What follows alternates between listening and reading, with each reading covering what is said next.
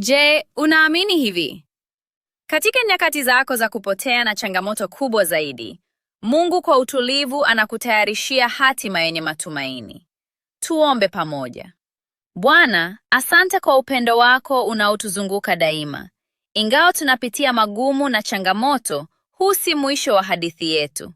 Tukiwa tumekabiliwa na shinikizo la maisha, tunajikuta tukilia, tukitia shaka na hata tukijikataa sisi wenyewe. Lakini wewe umetulinda daima na haujawahi kutukatia tamaa. Unaturuhusu kupitia hali ngumu ili kuimarisha imani yetu. Iwe ni kushindwa, mateso au kungoja, unatuimarisha. Moyo wako ni mwema na kila kitu unachofanya hutufanya kuwa bora zaidi. Tafadhali linda mioyo yetu ili daima tukutegemee na kukuamini wewe.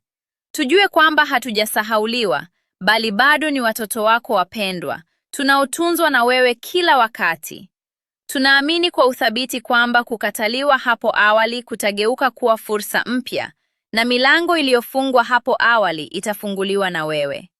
Katika jina la Yesu, ikiwa bado unaamini kuwa Mungu anafanya kazi, tafadhali andika amina.